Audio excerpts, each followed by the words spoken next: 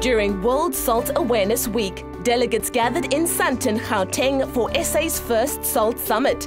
Salt was once as valuable as gold, and civilizations were built from it.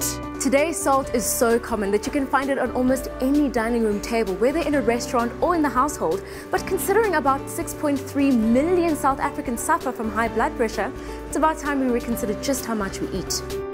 South African men consume about 10 grams of salt a day and women about 7. That's a lot. That's why Unilever partnered with Heart and Stroke Foundation to host the summit. Food industry leaders and health authorities tackled this important issue to the benefit of millions. Doctor, how much salt should we actually be consuming in our diets? Well, according to the World Health Organization, we shouldn't be taking in more than 5 grams a day. So that's 1 level teaspoon of salt a day, less than that. And how can we reduce this intake?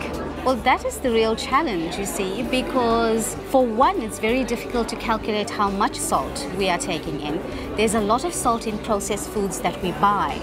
So one needs to be very cognizant of what you buy.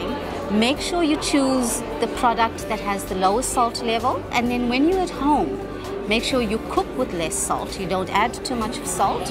And at the table, taste your food before adding salt.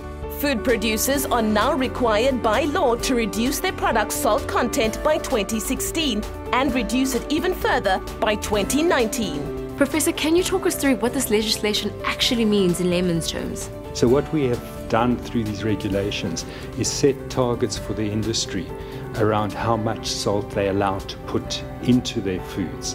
And because we don't want to do it as just a quick split that one day you're eating this amount and the next it's a lot reduced. It's best when it's done in a gradual way and then people actually don't even taste it.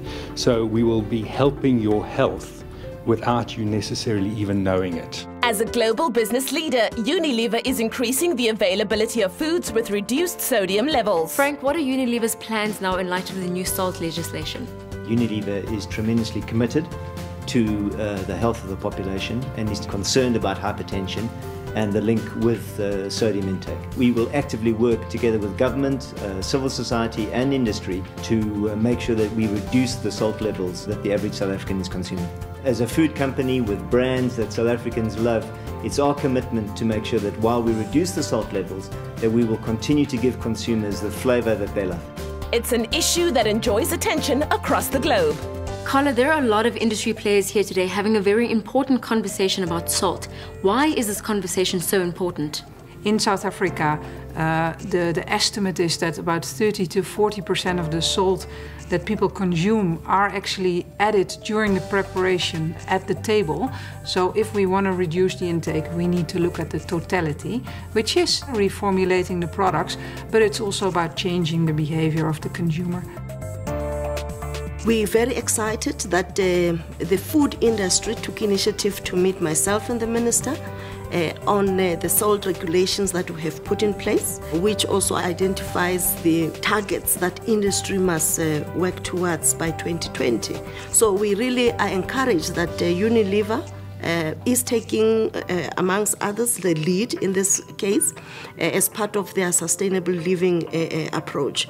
And the Department of Health, we are announcing also today that we have sponsored this project of the Heart and Stroke Foundation with 5 million rands to support them in this endeavor.